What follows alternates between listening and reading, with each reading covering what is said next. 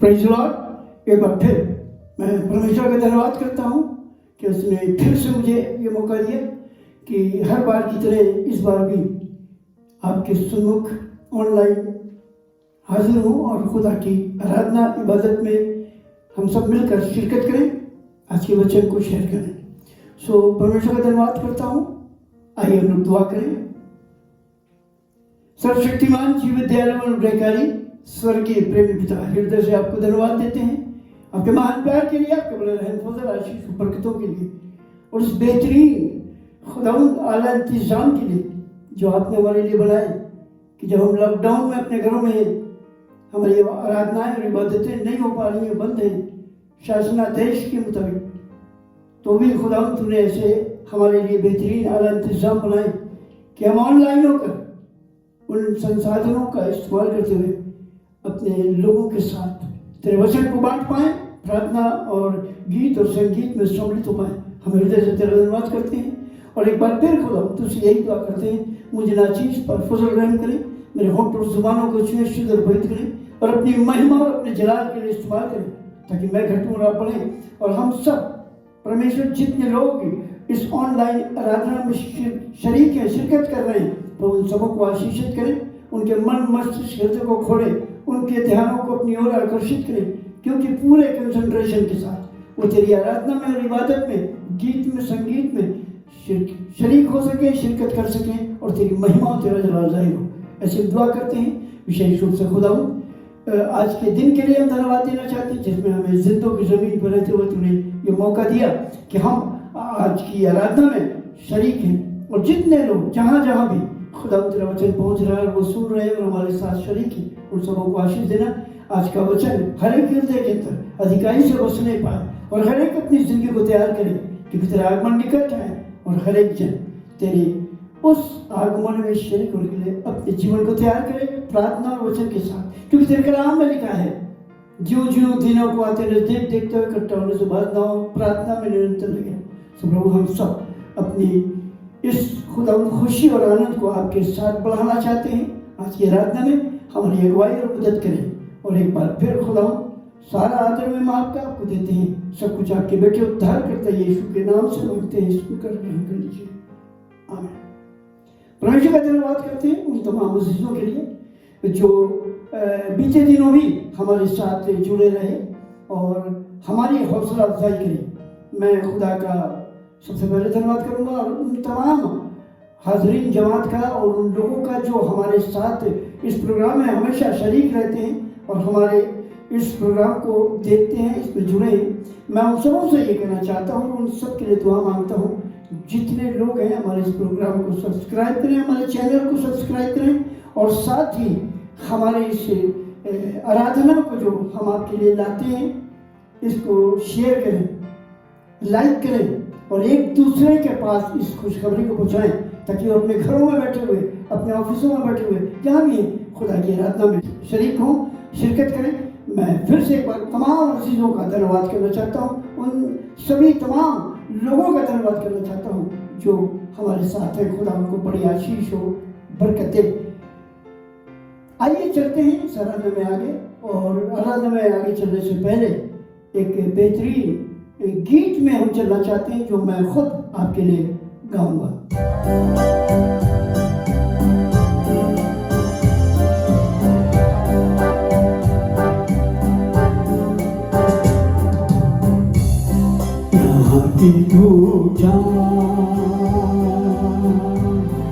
अपनी है जिंदगी हम जाने न करें, बचाता है कोई वो है संभाले मुझे सूली से आ रही रोशनी पूरी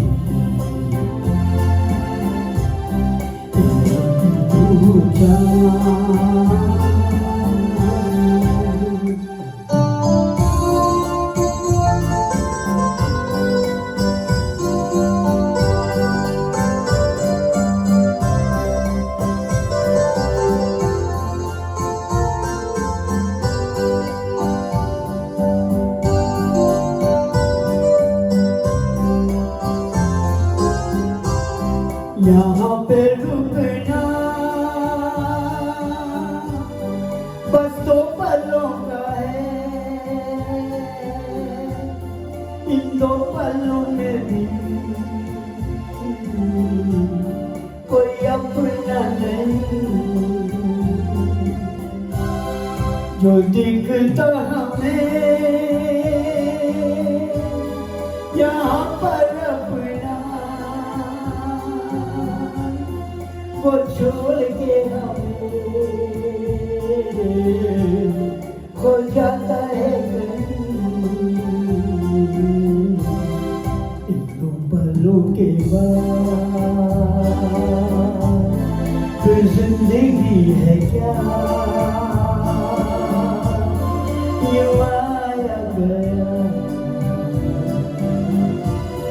तेरा ही कोई। यहाँ की दो चाँद अपनी है जिंदगी,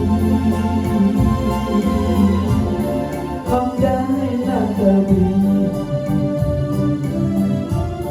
बचाता है कोई। दो चाँद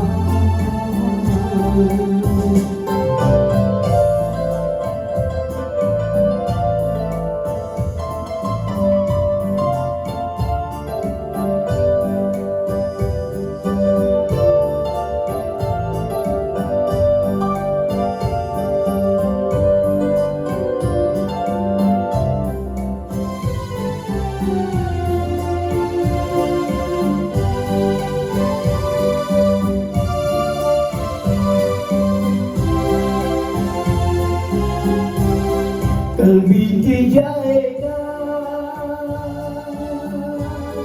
ये प्यार अपना, बस रह जाएगी छोटी सी ये याद जो हमने दिया, वो यीशु को दिया। वो बढ़ता रहे इस दुनिया के साथ, उसूली से सदा बुलाता रहा है। इस जिंदगी की छाँव में जख्मी कोई की दो चाँद अपनी है जिंदगी, हम जाने ना कभी बचाता है कोई।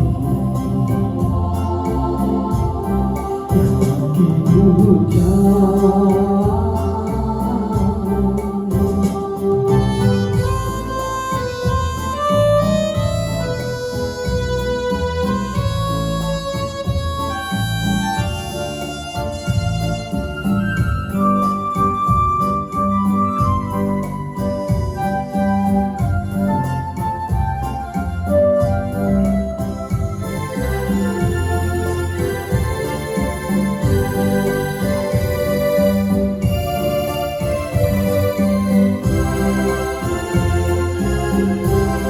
गम दुख तो सदा आते ही रहेंगे, सांसों को पल पल चुराते रहेंगे। यूं चलना ही है धूप छाँव में सदा, हम थके थके वो उठाते रहेंगे। यही है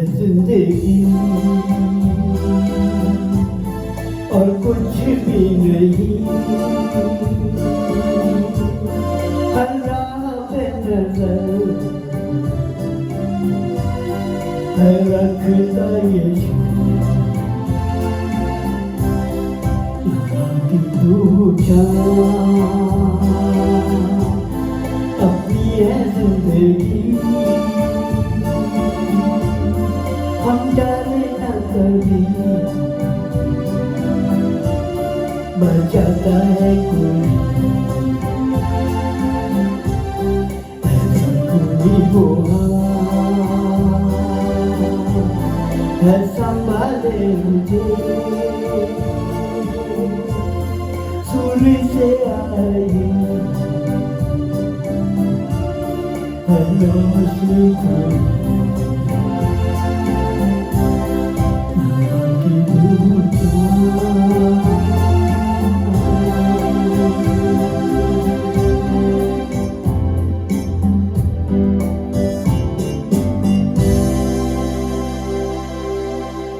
खुदावंद का मैं फिर से धन्यवाद करता हूँ आज के दिन के लिए और परमेश्वर के आनंद इंतजामों के लिए जो उसने हमारी जिंदगियों के लिए बनाए।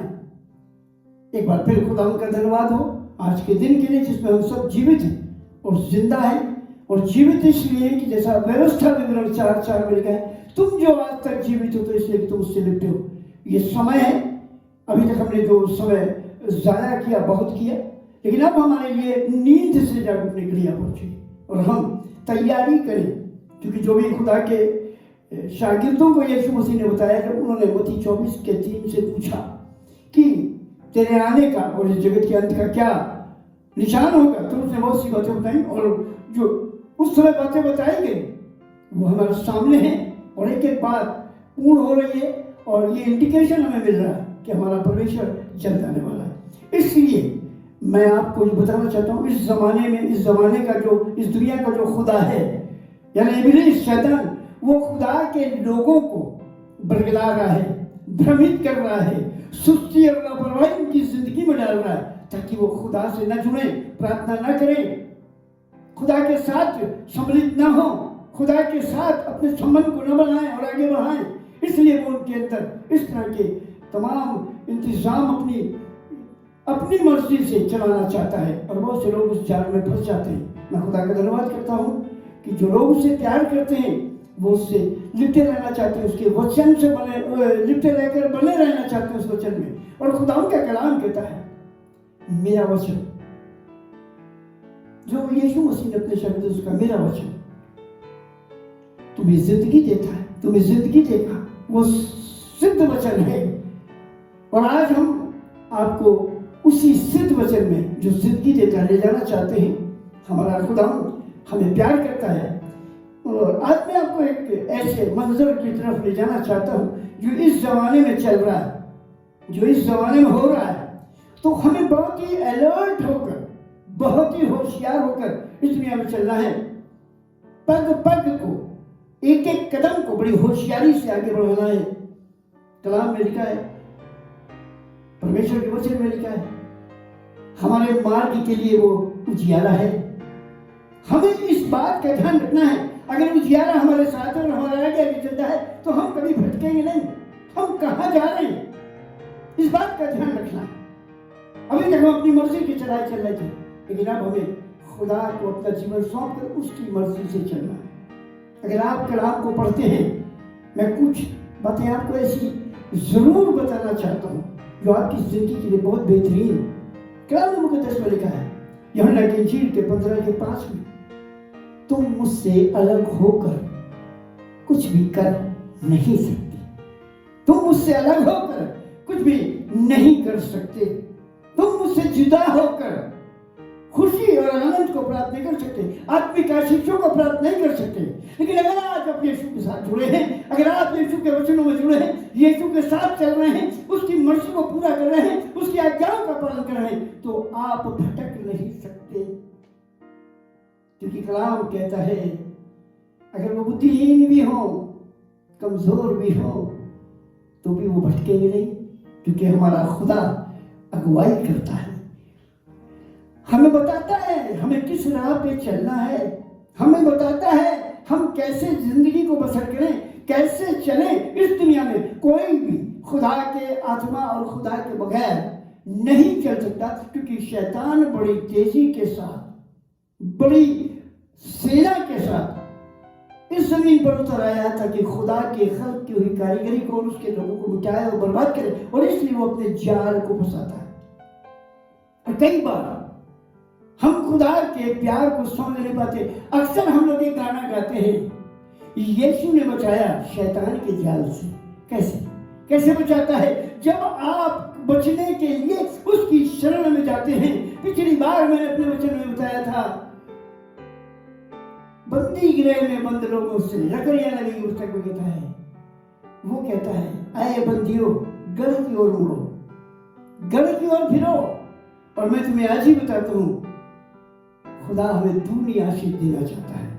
बीते दिनों मैंने बताया, एलीशा ने आशीष पाने के लिए प्रयास किया, बैठ के उसे आशीष नहीं मिली, क्योंकि आपने सुना होगा कि एलीशा से एलिया ने कहा, तूने कठिन बात मांगी और अगर तू ऐसा करेगा और मुझे उधर हो जाने तक देखेगा तब तो आशीष मिलेगी, नहीं तो नहीं मिलेगी। आज भी खुदा के चैलेंज को हम अगर स्वीकार करें अपनी जिंदगी में, तो कोई बड़ा काम नहीं है, कोई बड़ी बात नहीं है। उसके पर्चियों में चलेंगे, वो अगुवाई करेगा और सफल होंगे और शैतान को हम परास्त करेंगे।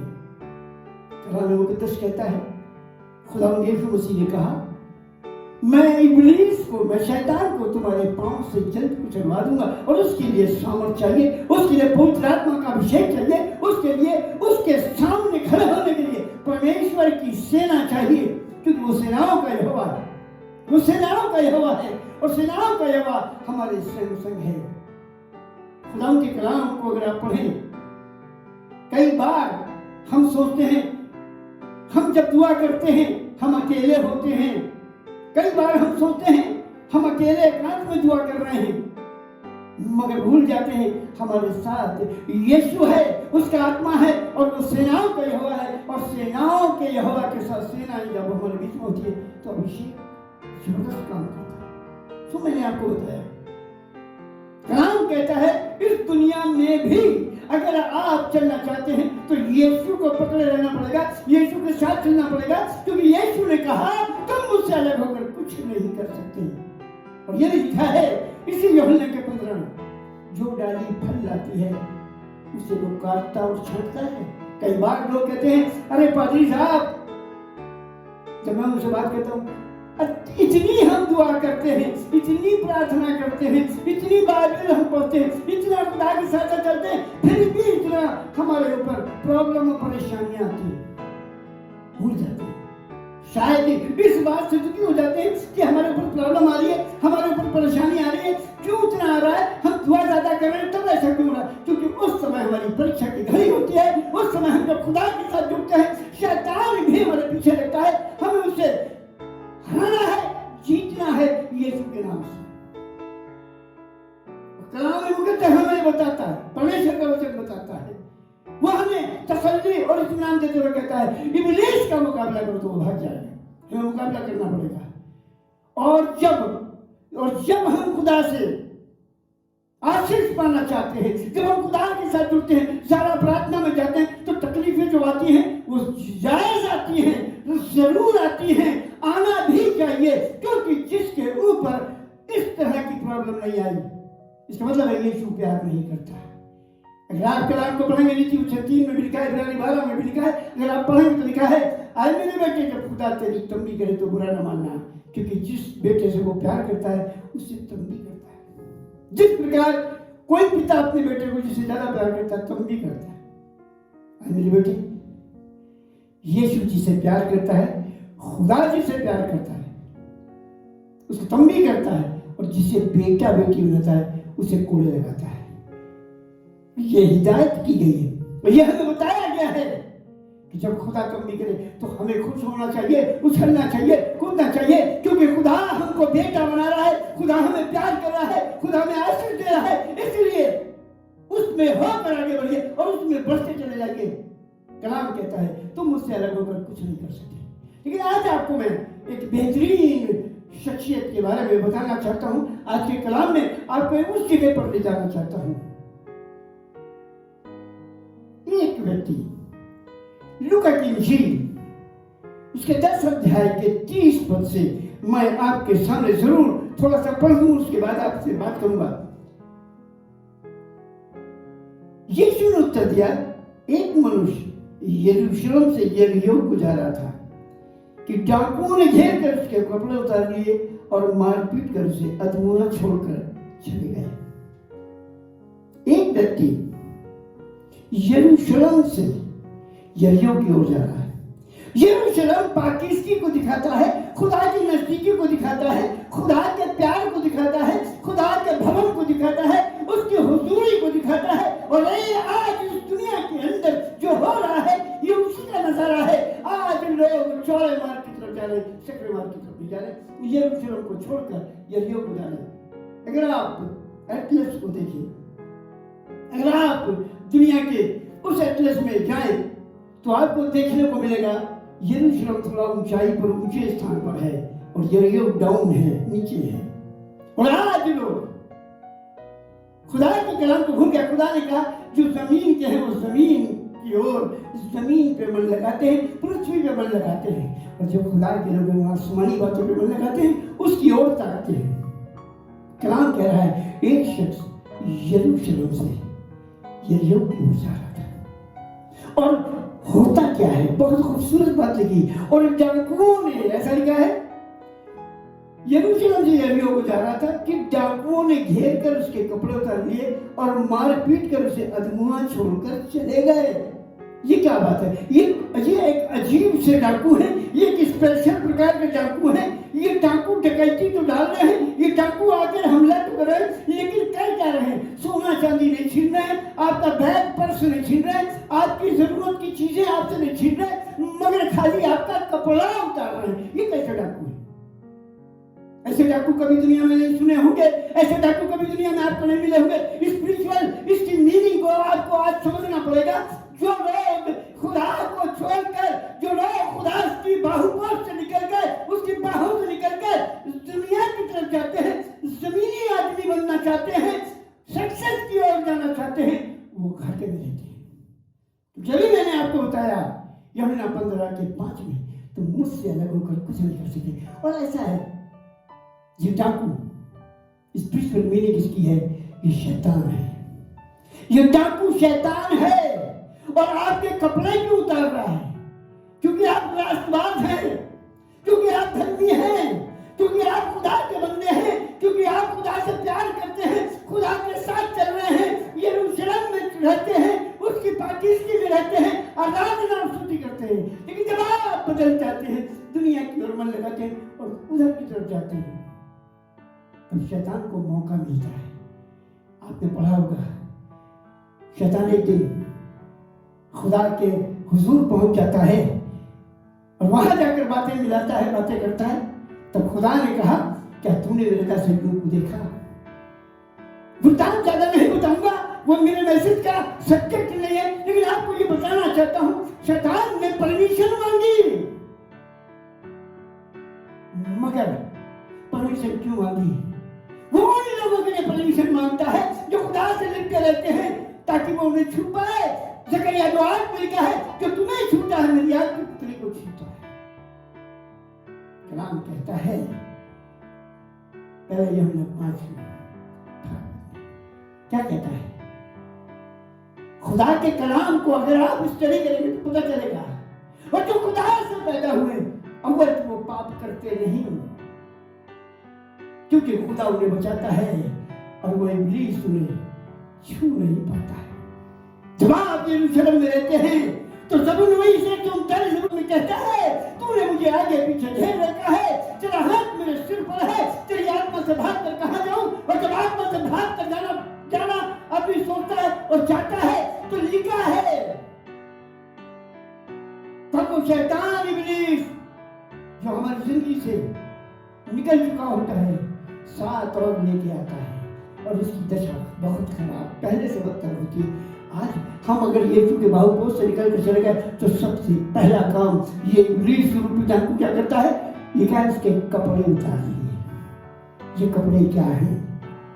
इन कपड़ों के बारे में अगर आप पढ़ेंगे प्रकाशित 19:8 में लिखा है ये कपड़े हमारे धर्म के काम है, ये सफेद मलमल है जो खुदा ने हमें दी है। अगर आप प्रकाशित वाक्य 7 अध्याय के 9 पद को पढ़ेंगे तो खुदा के कलाम में लिखा है, एक बड़ी भीड़ को देखा जो सफेद पोशाक पहने हैं।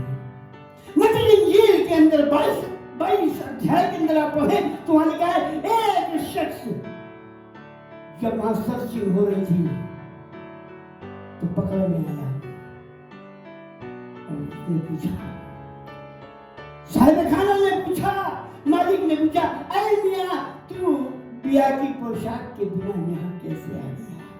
इसका मुंह बंद हो गया और उसके लिए आदेश हो गया, इसे बांधकर, इसके हाथ पर बांधकर वहां डाल दो जहां का कीड़ा नहीं होता, जहां पर आग में जलना होता है, जहां पर दांत पीसना होता है। मैं आपको ये बताना चाहता हूं, अगर आप यीशु के पास हैं, अगर आप यरूशलेम में हैं, तो उसे छोड़िए मत। खुदा के कलाम में लिखा है, और जब ये बातें होते देखना तो कोई अपना वस्त्र लेकर पीछे ना लड़ो, कोई ऊपर हो तो नीचे ना हो, कहीं न जाना, यरूशलेम को नहीं छोड़ना है। जब आप यरूशलेम को छोड़ेंगे, इब्लीस को मौका मिलेगा। यहाँ तो दाऊद ने इस बात को कहा, तूने मुझे आगे पीछे घेर रखा है, इसलिए वो छू नहीं पा रहा। लेकिन जब आप यरूशलेम से बाहर, यीशु से बाहर, आत्मा के विरोध में, आत्मा के खिलाफ निकलते हैं, जैसे समसून के बारे में मैंने बताया, तब शैतान ने उसकी आंखों को खोल डाला। उस समसून को शैतान ने हलाक करने के लिए जो भी वो कर सकता था। मैं यहाँ पर ये बताना चाहता हूँ कि पाकिस्तान का लिबास है जिसके बगैर खुदा के राज में आप नहीं जाएंगे। सबसे पहले शैतान आपकी पवित्रता को, आपकी पाकिस्तान को, उस पोशाक को आपसे छीनता है, उतारता है, आपको नंगा करता है, ये कलाम कह रहा है। और उसके बाद मारपीट के अधमुआ करने का मकसद, इसकी जो आत्मिक मीनिंग है वो ये है कि आपको असहाय कर देता है, आपके अंगों को काम करने के लायक नहीं रहता, आपके जीवन के अंदर इतनी ऐसी चीजें पैदा कर देता कि आप पलट के जा सके। लेकिन मैं आपको बताना चाहता हूं, आपको मालूम है एक बहुत बेहतरीन आयत है, एक शख्स यरूशलेम से यरीहो की ओर जा रहा था, और ये लानती जगह थी, ये शापित जगह थी, ये ऐसी जगह थी जिसके बारे में कलाम को पढ़े तो आपको मालूम होगा। आपको बताता हूं, यहोशू की पुस्तक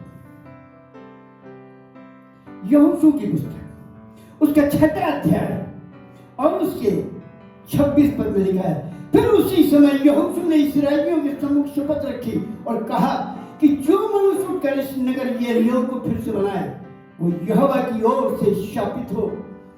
जब वो उसकी नींव डालेगा तब उसका जेठा पुत्र मरेगा, और जब वो उसके फाटक लगाएगा तब उसका छोटा पुत्र मर जाएगा। सुना आपने? खुदा के कलाम को सुना आपने? कलाम क्या कहता है?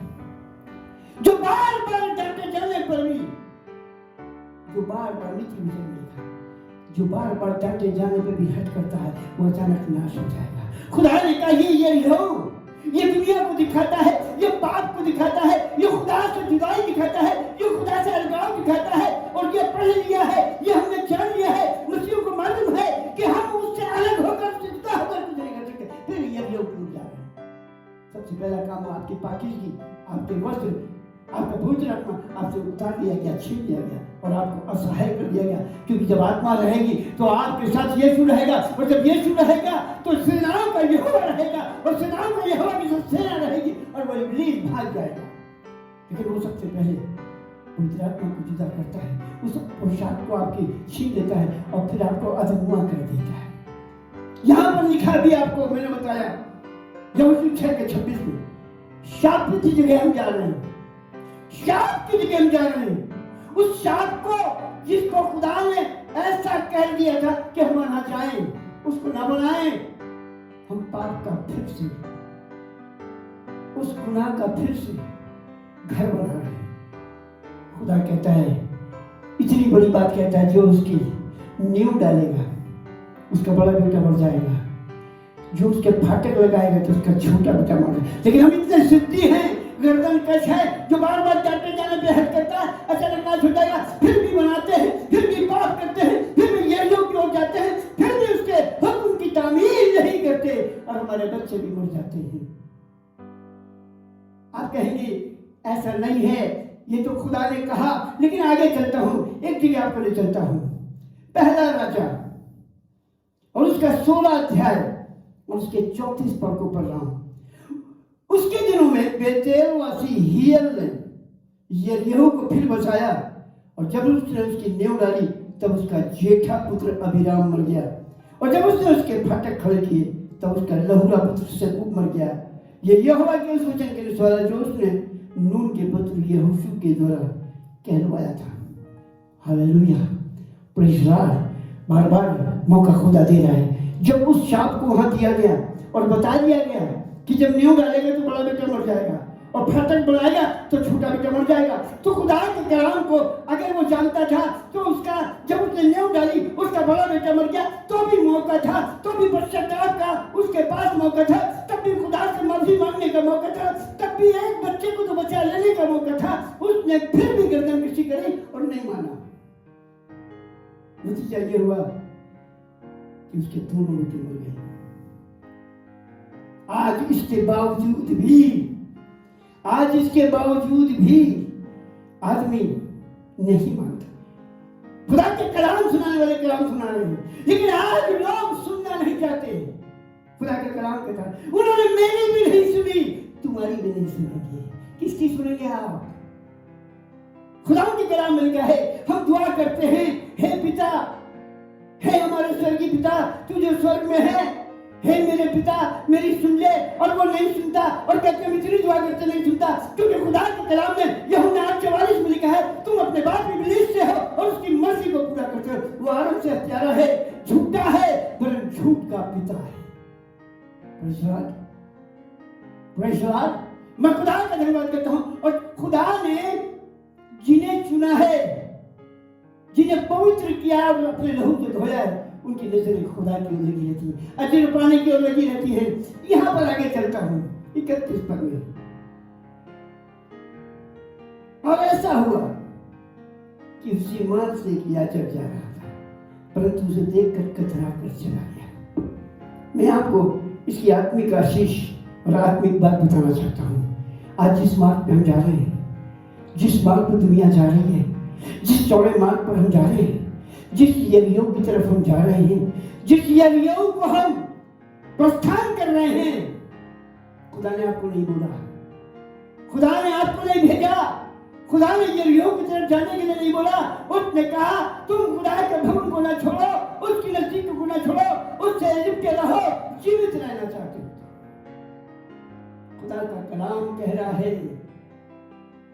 एक याजक उस मार्ग से जा रहा, जिस मार्ग से एक व्यक्ति जा रहा था।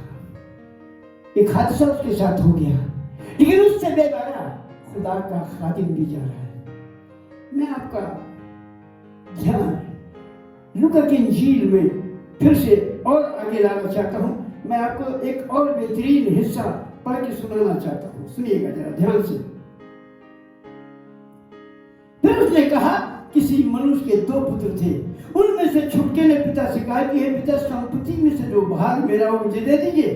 उसने उनको अपनी संपत्ति बांट दी, और बहुत दिन न बीते थे कि छुटका पुत्र सब कुछ इकट्ठा करके दूर देश को चला गया, और वहां कुकर्म में अपनी संपत्ति को उड़ा दिया।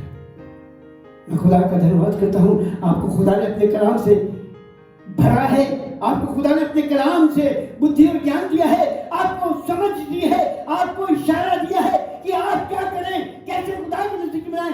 आज जो कुछ आशीष मिली है, ऐसा लिखा है, एक ने कहा मुझे सारा मेरा हिस्सा दे दे, मैं दूर देश जाऊंगा, मैं यरीहो जाऊंगा, यहां रहकर तो मुझे कुछ नहीं मिलता। खुदा के कलाम में लिखा है, और ज्यादा दिन नहीं बीते उसने अपनी सारी संपत्ति कुकर्म में उड़ा दी। जब आप खुदा को छोड़ देते हैं, जब आप खुदा की नजदीकी से बाहर चले जाते हैं, जब आप खुदा के नजदीक नहीं रहना चाहते हैं, तो शैतान आपको पकड़ता है और आप कुकर्म में फंस जाते हैं, बुरी आदतों में फंस जाते हैं, गलत कामों में फंस जाते हैं, क्योंकि वहां पर आपको समझाने वाला, वहां पर आपको बचाने वाला, वहां पर आपकी हिदायत करने वाला, वहां आपकी अगुवाई करने वाला कोई नहीं है, क्योंकि वो तो उतार लिया गया। कलाम कहता है, परमेश्वर का वचन कहता है, फिर भी वो प्यार करता है, फिर भी वो प्यार करता है। वह इसका विवरण 4:29 को पढ़ेंगे तो लिखा है, और वहां भी अंत के दिनों में जब अपने खुदा को ढूंढोगे तो वो तुम्हें मिल जाएगा। लेकिन शर्त है तो अपने पूरे मन, पूरे हृदय और पूरे सच्चाई के साथ खुदा को ढूंढो। Praise Lord, praise Lord. मैंने कई बार बताया, शमसून को भी खुदा ने मौका दिया उस पाप से उबरने के लिए, और उसने कहा एक बार खुदा मौका दे, और खुदा ने दिया। इस व्यक्ति ने, जो लूका की इंजील के अंदर हमने पढ़ा, जब कुकर्म में मर गया, बर्बाद हो गया, तब कहने लगा मैं उठकर अपने बाप के पास जाऊंगा और उससे माफी मांगूंगा और उससे कहूंगा मैं इस लायक नहीं तेरा बेटा बन सकूं, मुझे क्षमा कर दे। और कलाम में लिखा है बाप इंतजार करता है आपको, आपके परिवार को, आपकी जिंदगी को हमेशा की जिंदगी में बदल देना चाहता है, आपको बर्बाद होने से बचा लेना चाहता है, आपके जीवन में काम करना चाहता है। इसलिए खुदा ने उसे बचाया। और आगे का वृत्तांत आपको मालूम है, ये मेरा सब्जेक्ट नहीं है, लेकिन आपको सपोर्ट में बता रहा हूं। और वो आया और खुदा ने सबसे पहला काम जो किया, जो यहाँ पर आपने सुना कि उसके कपड़े उतार लिए गए, उसे नंगा कर दिया था, और जब वो बाप के पास गया तो उसने कहा पहले तो ले जाओ क्योंकि ये गंदा हो चुका है, इसे नहलाओ। ये है वाटर बैप्टिज्म, जिससे हमारे गुनाह धोए जाते हैं, जिससे हम पाक होते हैं और हम नए सिरे से जन्म लेते हैं। वो खुदा ने उसको नहला दिया। Hallelujah, praise God. खुदा के पास जब आप आएंगे तो आपको नहलाया जाएगा। और उसके बाद उसने कहा इसको पोशाक, नई पोशाक पहना। ये कलाम है जकरिया नबी की पुस्तक के 3 अध्याय को पढ़े तो लिखा है यहोशू महायाजक मैले वस्त्र पहने खड़ा था। उसने कहा इसके वस्त्र उतार दो और याजक के योग पगड़ी से पहना दो। और यहाँ याजक भी तो उसी लाइन में जा रहा है। याजक के योग पगड़ी नहीं है, याजक बन गया है, आत्मा नहीं है, खुदा के मालिक काम नहीं कर रहा है, उसी मार्ग पर जा रहा है जिससे उसने मना किया, जिस मार्ग को शापित किया। मैं खुदा का धन्यवाद करता हूँ कि वो ऐसे समय में भी हमारी हिमायत और मदद करता है, हमें बचा लेना चाहता है। और कलाम कहता है, और उसके बाद अगर आप उस मंजर को पढ़ें जो कुकर्म से लौटा था, उस गंदगी से लौटा था, सच्ची तौबा करके पश्चाताप करके आया था, तो खुदा के कलाम में लिखा है नीति वचन 28 अध्याय के 13 पद में लिखा है जो अपने अपराधों को मान लेता है और छोड़ देता है उस पर दया की जाएगी। आज वो दयावंत परमेश्वर दया करना चाहता है और उसने दया करी, उसको नहलाया गया, कपड़े बदले गए और उसके बाद एक बेहतरीन काम हुआ, एक अंगूठी बनाई गई।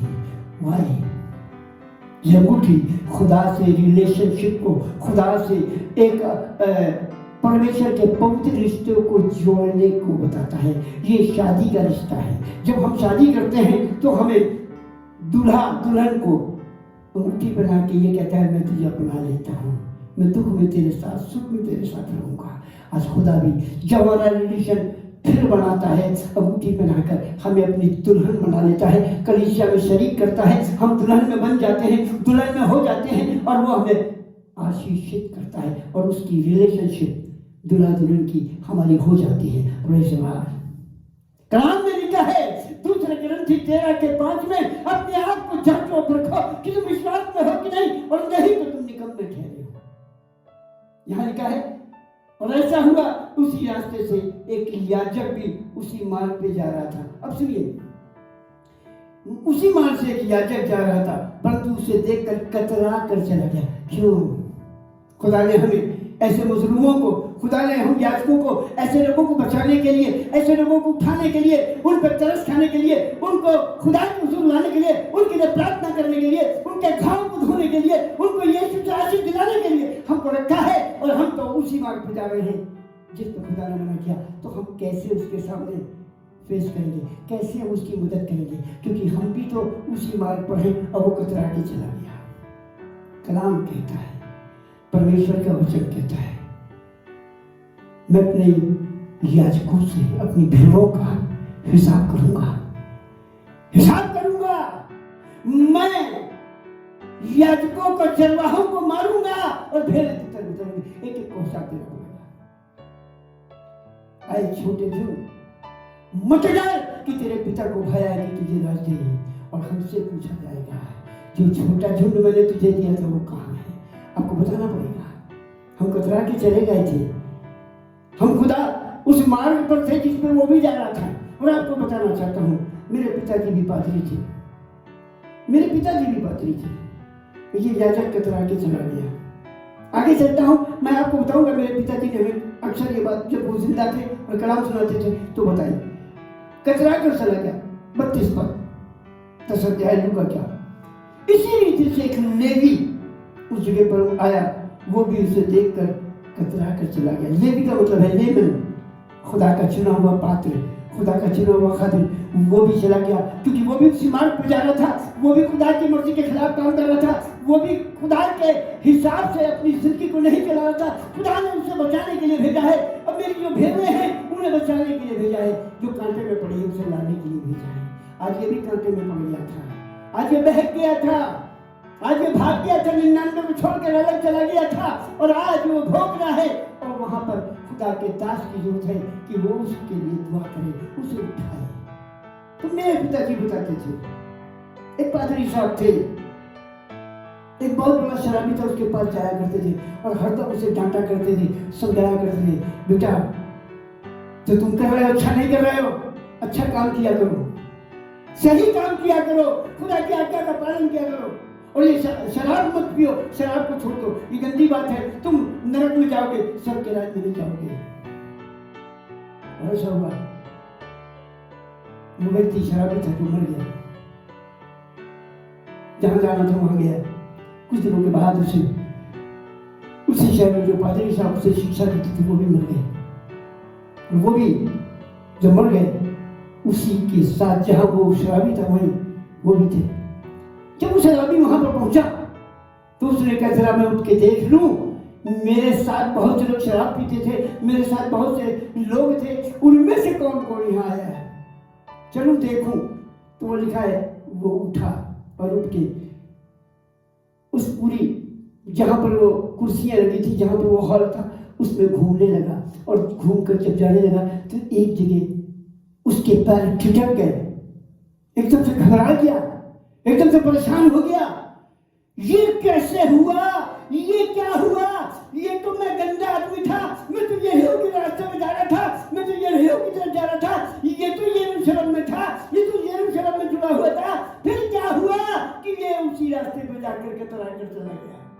और उसने कहा पादरी साहब बड़े ताज्जुब की बात है, आप हमें समझाया करते थे यरीहो के रास्ते पे न जाना, आप हमें समझाते थे गंदे रास्ते पे न जाना, नहीं तो तुम नरक में जाओगे। मगर मुझे ताज्जुब हो रहा है, मैं आपसे एक सवाल करना चाहता हूँ, आप यहाँ कैसे? याजक ने कहा, उस पादरी ने कहा चुप, पीछे बिशप साहब भी बैठे हुए हैं। आज हालात ये है, उसी राह से याजक जा रहा है, उसी राह से लेवी जा रहा है, उसी राह पे एक मजलूम पड़ा है और वो कपड़े खुद का है, मार पीट के अधूरा किया गया है। वहां पर एक व्यक्ति की जरूरत थी, वहां पर एक व्यक्ति को पहुंचने की जरूरत थी, वहां पर एक व्यक्ति को उसे प्यार दिखाने की जरूरत थी, उसे प्यार बताने की जरूरत थी, उसे उठाने की जरूरत थी और उसे स्वर्गीय राज के बारे में बताने की जरूरत थी। तब आगे लिखा हुआ है, बहुत प्यारी बात लिखी है, जरा ध्यान से सुनिएगा। 33 पद, परंतु एक सामरी यात्री वहां आ निकला और उसे देखकर तरस खाया। हालेलुया। जब हम गुनाह में होते हैं, जब हम पाप में होते हैं, जब हम शैतान से घिरे होते हैं, शैतान हम पर हमलावर होता है, शैतान हमको बर्बाद करना चाहता है, हमारे कपड़े छीन लेता है और हमें अधूरा करके छोड़ देता है, उस समय खुदा तरस खाता है। और अगर हम उस मुसरिफ बेटे की तरह खुदा की ओर निगाह उठाते हैं, उन हालातों में जब वो सूरों के झूठन को भी नहीं प्राप्त कर पा रहा था और वो कहता मैं बाप के पास जाऊंगा, तो कलाम को भी मैंने बताया, अपने अपराधों को जो मान लेता और छोड़ देता उसको दया की जाएगी। हमारा पिता दयावंत है, हमारा यीशु मसीह प्यार करने वाला है, ये भूल जाता है कि ये यरीहो की राह पर। और ऐसा लिखा है, और उसने उस पर तरस खाया और उसके पास आकर उसके घाव पर तेल और दाखरस ढालकर पट्टियां बांधी और अपनी सवारी पर चढ़ाकर सराय ले गया और उसकी सिमट ले गई। Hallelujah, praise God. एक सामरी आदमी, पता नहीं ये आदमी जो जा रहा था ये यहूदी था, जूस था, और ये आदमी जो तरस खाया ये सामरी था। सामरी एक छोटे को दिखाता है सामरी एक छोटी जाति को दर्शाता है, सामरी एक गरीब व्यक्ति को दर्शाता है, सामरी एक ऐसे व्यक्ति को दर्शाता है जो सिंपल है और वो जाता है। खुदा ने उसे चुना है कि वो ऐसे लोगों को, ऐसे खुदा से दूर हुए लोगों को अपने खुदा के कलाम को सुनाकर, खुदा के वचन को सुनाकर परमेश्वर के पास लाए और उसे सराय ले जाए जहां पर उसकी सेफ्टी है। शायद यरूशलेम वहां से दूर होगा, जाना तो उसे यरूशलेम है ही है, वापस जाएगा, क्योंकि कलाम में लिखा है प्रेरित 3:19 में लिखा है, बस अब लौट आओ कि तुम्हारे पाप मिटाए जाए, खुदा की हुजूर तुम्हारे लिए विश्रांति देना है, खुदा कहता है।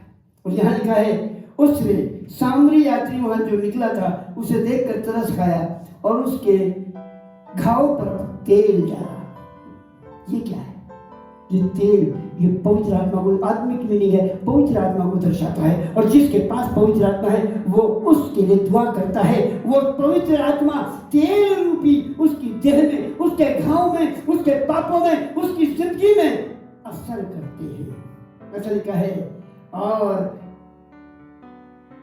तेल और दाखल डालकर पट्टियां बांधी और अपनी सवारी पर चढ़ा कर ले गया और उसकी सेवा की अपनी सवारी पर। एक गीत हम गाया करते हैं, वो भी कैसी सवारी है देखो, आसमां की बेदारी को देखो, क्योंकि दूल्हा चला आ रहा अपनी सवारी।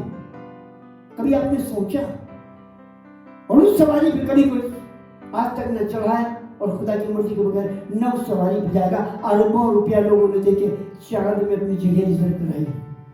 आज हेलीकॉप्टर में लोग जाते हैं, आज हवाई जहाज में जाते हैं, ट्रेन में जाते हैं, बसों में जाते हैं, लग्जरी गाड़ियों में जाते हैं, लेकिन ये कौन सी सवारी है? ये अद्भुत सवारी सिवाय यीशु के पास और किसी की नहीं है। ये सवारी जिसमें ट्रेन हो या जहाज हो 2-4 हज़ार से ज्यादा नहीं आते, लेकिन ये सवारी ऐसी है लाखों लोग जाएंगे। हालेलुया। जब बादलों पर आएगा वो किस सवारी से उठाएगा, ये खुदा का कलाम हमें बताता है। हम जानते हैं परमेश्वर का प्रेम, हम जानते हैं परमेश्वर की आवाज, हम जानते हैं परमेश्वर का वचन जो हमें संभालता है, हमें आशीष देता है। और ऐसा लिखा है, दूसरे दिन उसने 2 दिनार निकाल कर भटियारे को दिए और कहा, इसकी सेवा टहल करना और जो कुछ तेरा और लगेगा मैं लौटने पर तुझे भर दूंगा। पुरस्कार 2 दिनार।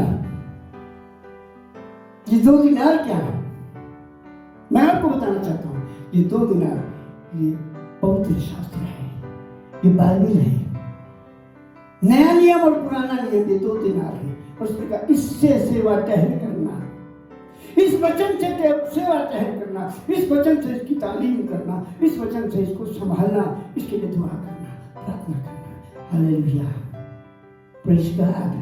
मैं खुदा का जितना भी धन्यवाद करूं कम है, मैं खुदा का जितना भी धन्यवाद करूं कम है। उसके प्यार के लिए, उसके अजीब व गरीब इंतजाम के लिए उसने उस राह पर भी उस व्यक्ति को छोड़ा नहीं, वो नहीं छोड़ता, क्योंकि उसने हमसे वादा किया है, न तो मैं तुम्हें छोड़ूंगा और न त्यागूंगा, जगत के अंत तक मैं तुम्हारे साथ रहूंगा।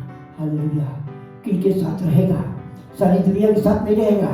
जो लोग उससे गले की ओर फिरेंगे, जो बंदी हैं, जो शैतान की बंदिश में है, पाप की बंदिश में है, नशे की बंदिश में है, उस बंदिश में, उस घेराव में फंसे हुए हैं जिससे उन्हें छुड़ाने वाला कोई नहीं। और यीशु मुझे छुड़ाना चाहता है। मेरे पास आओ, मैं तुम्हें विश्राम दूंगा।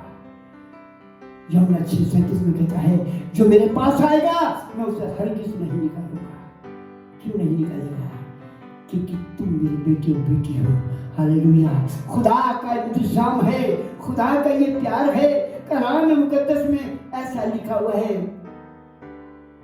अगर आप पहले राजा के 2 अध्याय के 36 पद को पढ़ेंगे तो वहां लिखा है, सुलेमान ने अपने बाप का बदला लेने के लिए उससे कहा, मैं पढ़ देता हूं, आपको सुना देता हूं कि कितनी बेहतरीन और अच्छी बात यहां पर लिखी हुई है जो हमें और आपको समझ में आती है।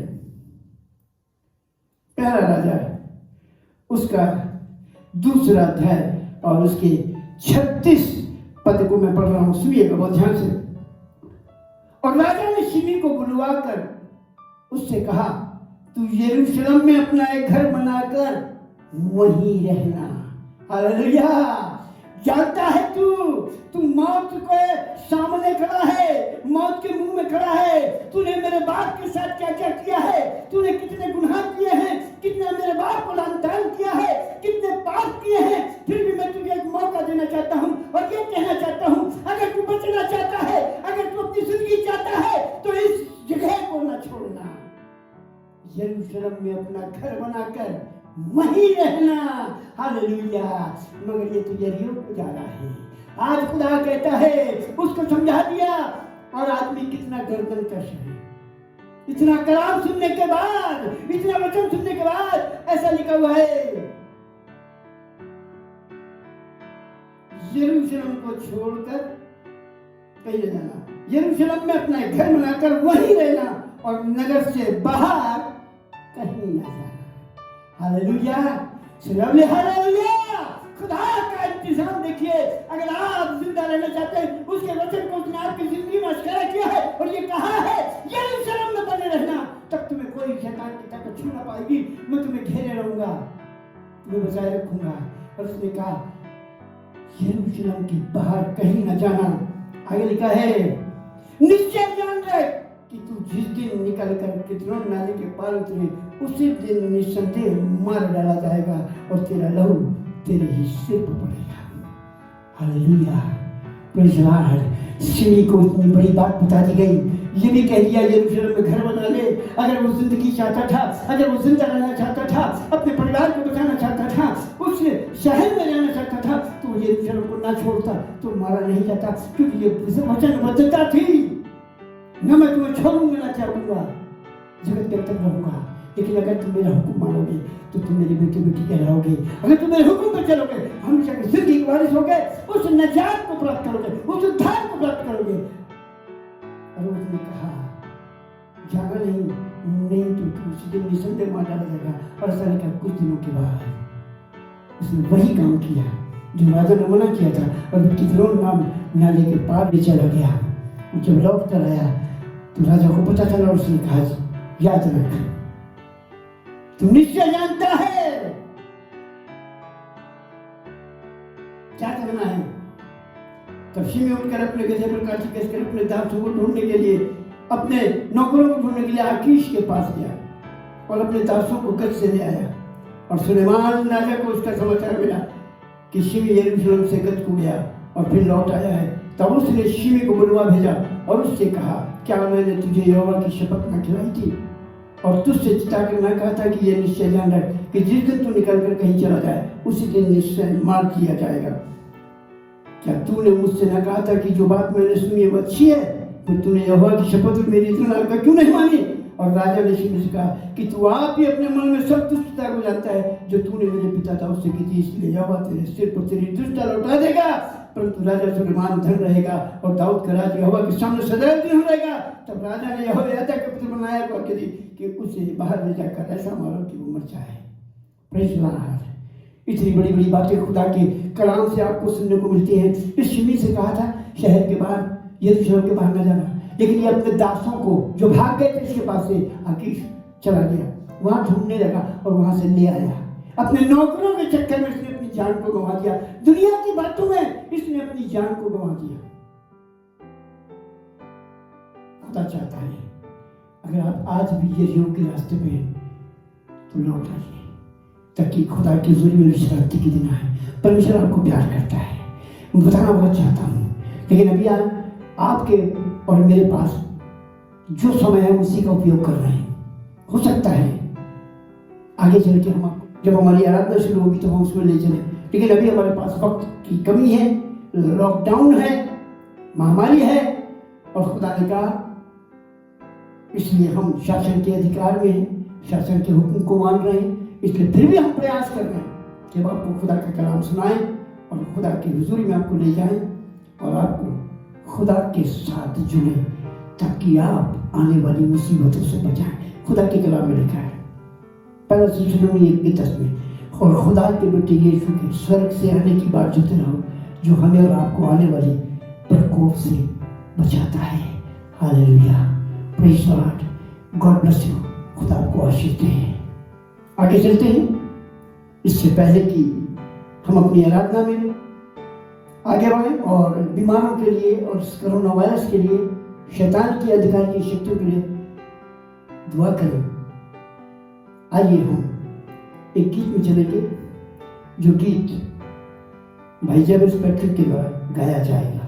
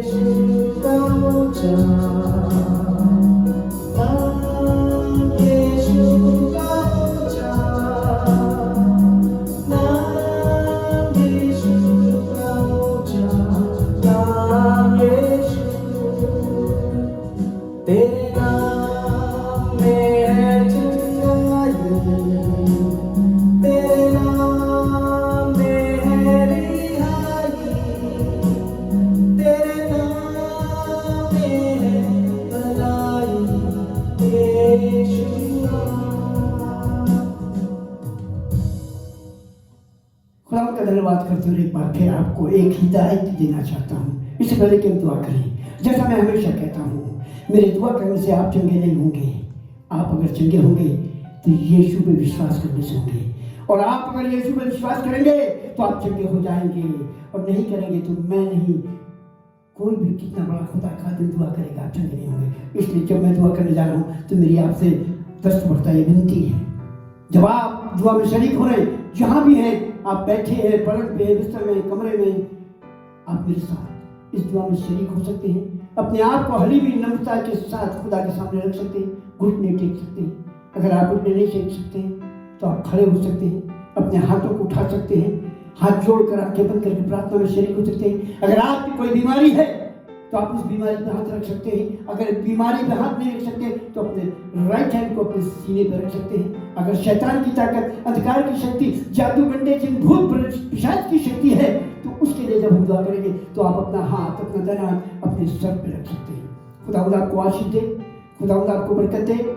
और मैं आपको ये बताना चाहता हूँ, अगर आप चाहते हैं कि आप चंगाई को हासिल करें तो आप पानी की बोतल ले लीजिए, भरी हुई पानी की बोतल आप अपने हाथ में ले लीजिए और तेल की बोतल ले लीजिए।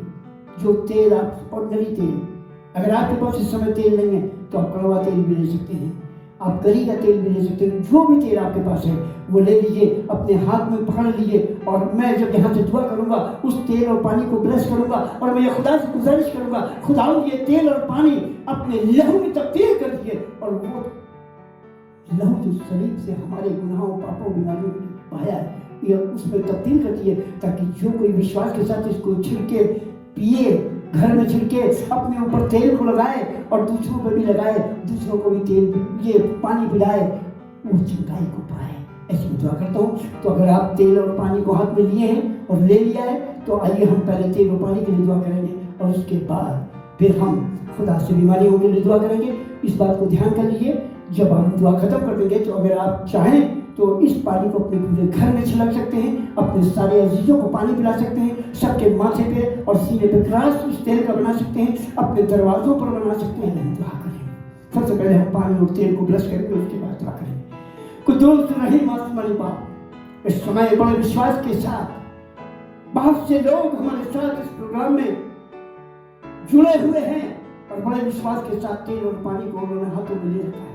प्रभु जी, मैं तेरे दास होने के नाते जो तेरा अधिकार तूने मुझे दिया है उसका इस्तेमाल करता हूँ और दुआ करता हूँ ये तेल और पानी नहीं, तेरे वायदे के मुताबिक ये तेल और पानी तेरे लहू में बदल दे, इसे अपने लहू में चेंज कर दे और वो लहू बना दे जो सलीब पर तूने हमारे पापों, गुनाहों और बीमारियों को लगाया, वो बना दे, ताकि जहाँ भी इसका इस्तेमाल किया जाए, जहाँ भी ये पानी पिलाया जाए, छिड़का जाए, लगाया जाए, उन जगहों को, उन स्थानों को, उन शरीरों को यीशु के नाम से रिहाई और शिकायत मिले। और ये तेल जहाँ पर लगाया जाए वहाँ खुदा तेरी सामर्थ दिखाई दे और तेरा भुजबल प्रकट हो और हर एक बीमारी और कमजोरी यीशु के नाम में चली जाए।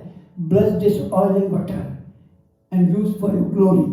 तेरी आग इसमें भर दे, तेरी सामर्थ इसमें भर दे, तेरा पवित्र आत्मा इसमें दे दे और अपना खुदा चंगाई का आत्मा इसमें डाल दे और इसे चंगा करने वाली सामर्थ बना दे, ताकि इसके द्वारा बहुत से लोग बचाए जाए और बीमारी और शैतानी तत्वों से आजाद किए जाए।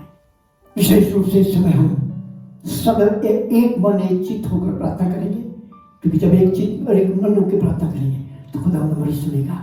हम विशेष रूप से अपने शहर कानपुर के लिए दुआ करेंगे, अपने स्टेट उत्तर प्रदेश के लिए दुआ करेंगे और अपने इस कंट्री इंडिया के लिए प्रार्थना करेंगे और उसके बाद सारे संसार के लिए। प्रभु यीशु मसीह, इस समय जो महामारी हमारे शहर में, हमारी कंट्री में, हमारी स्टेट में है, प्रभु यीशु मसीह हम सब विश्वासी जन एक मन से होकर प्रार्थना करते हैं, इस बीमारी को आप माकूफ करें, इस बीमारी को दूर करें और प्रभु जी हर एक को चंगाई से, हर एक को खुदा अपनी आशीष से भरे और ये वायरस यहाँ चला जाए, मिटाया जाए और तेरे लोग बचाए जाए। बहुत से लोग इस बीमारी से ग्रसित हैं, बहुत से लोग मर गए, लेकिन अब अपने तरस को खा, अपने पासवानों को ऐसी तौफीक बख्श कि वो आंगन और बेटी के बीच में रो रो के दुआ करें, क्या खुदा अपनी प्रजा पे तरस खा। प्रभु जी हमारी प्रार्थना को सुन और इस कोरोना वायरस से हमें बचा। विशेष प्रार्थना करता हूँ उन डॉक्टर्स के लिए, उन नर्सेस के लिए, उन सफाई कर्मियों के लिए, उन तमाम पुलिस कर्मियों के लिए, पुलिस के ऑफिसर्स के लिए जो इस काम में बड़ी अगुवाई और मदद कर रहे हैं, उन्हें भी खुदा बहतायत की आशीष दे, उन्हें संभाल, इस कोरोना वायरस से बचा और अपने कभी बाजू में छिपा के रख, तेरी आत्मा उन सबों को घेरे रहे, तेरा हाथ उनके सर पर बना रहे। हमारे देश के प्रधानमंत्री जी के लिए, मुख्यमंत्री जी के लिए और हर एक स्टेट के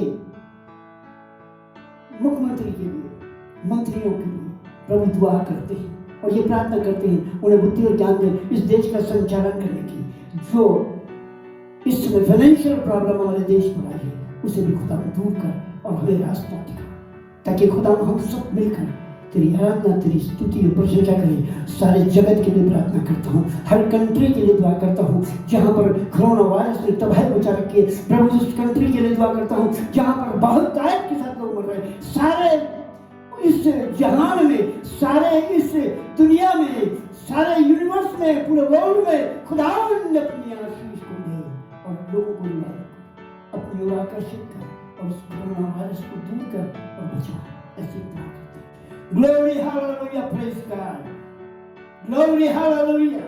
तो दूसरे बरबाद तेरे वचन को, तेरे वायदों को मैं क्लेम करता हूँ और ये कहना चाहता हूँ कि तूने कहा, हमने नहीं कहा, हमारे पास सामर्थ्य नहीं, हमारे पास ताकत नहीं, तेरी आत्मा में होकर हम बलवान हो जाते हैं, तेरी आत्मा में हम होकर काम कर सकते हैं। तूने कहा और तेरे वचन में लिखा गया है, इसलिए कि तूने हमसे वादा किया मैं तुम्हारा चंगा करने वाला परमेश्वर हूँ। और आज मैं इसलिए दुआ कर रहा हूँ कि जो मुझे सामर्थ्य देता है उसमें मैं सब कुछ कर सकता हूँ।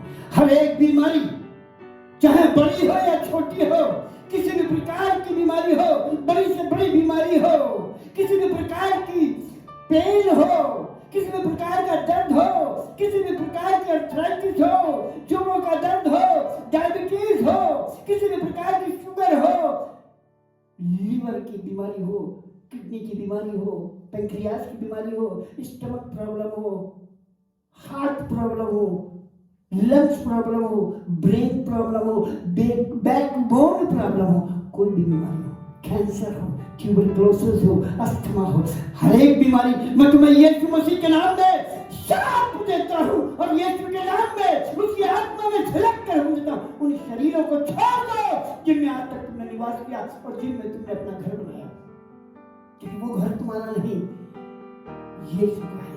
और यीशु ने कहा मैं उनमें रहूंगा, तुम परमेश्वर के मंदिर हो, सो परमेश्वर उनको खाली कर और तेरी आत्मा उसमें निवास करे। वो बीमारियां उन देहों को छोड़कर चली जाए और वो चंगाई को हासिल करे और हमारे पास ऐसी न्यूज आए, हमारे पास ऐसी खबर आए कि परमेश्वर तुमने चंगाई दे दी है, ताकि हमारा हिसाब बढ़े, हमारा विश्वास बढ़े और हम और आगे बढ़े। प्रभु जी इस समय शैतान की हर एक ताकत को, अंधकार की हर एक शक्ति को, जादू गंडे जिन भूत प्रेत पिशाच की शक्ति को, हर एक प्रकार की विश्वास भावर को हम यीशु मसीह के नाम में शाप देते हैं, कष्ट करते हैं और हुक्म देते हैं और झिलक कर दर्द कर उनके उन शरीरों को छोड़ दो यीशु के नाम में। और यीशु मसीह के पवित्र आत्मा की अगुवाई में वहां पर इसका इलाज जाहिर What is supposed to do your miracle in every person। जो लोग शैतान के सताए हुए, शैतान की ताकत और अंधकार की शक्ति से घिरे हुए, यीशु के नाम में आजाद किए जाए, यीशु के नाम में वो चंगाई को हासिल करें। ऐसे मैं दुआ करता हूँ। जितने लोग सुन रहे हैं, यदि वो बीमार नहीं हैं, यदि उन्हें कोई प्रॉब्लम नहीं है, उनके लिए दुआ करता हूँ, उन्हें आत्मिक आशीषों से लबरेज कर, सच्ची तौबा की तौफीक बख्श, उन्हें अंधकार से निकालकर रोशनी मिला और प्रभु अपने राज के अंदर निराश बना, ताकि वो इस वचन के द्वारा ही नहीं, तेरे आत्मा की तरह तेरे स्वर्गीय राज में प्रवेश पाने वाले हो सके। ब्लेस एवरीवन लॉर्ड इन जीसस नेम, आमीन। आए हमारे बाप, तू जो स्वर्ग में है, तेरा नाम पवित्र माना जाए, तेरा राज आए, तेरी मर्जी से स्वर्ग में पूरी होती पृथ्वी में पूरी हो। हमें रोज की रोटी आज हमें बख्श दे, और जिस तरह हम अपने कसूर वालों को माफ करते, तू भी हमारे कसूरों को माफ कर। हमें आजमाइश में न पड़े दे, बल्कि बुराई से बचा, क्योंकि बादशाह उजरत जलाल हमेशा तेरी है। आमीन। और हमारे खुदा यीशु मसीह का फजल, खुदा बाप की मोहब्बत और पाक की शराकत हमें हर ईमानदार के साथ अब से लेकर जब तक मसीह दोबारा न आए होती रहे। आमीन। Thank you, praise Lord, God bless you. और आने वाले संडे को फिर हम 11 बजे आपके साथ फिर जुड़ेंगे ऑनलाइन सर्विस में, और खुदावंद की अगुवाई आपके साथ, आपके बीच में सदैव बनी रहे।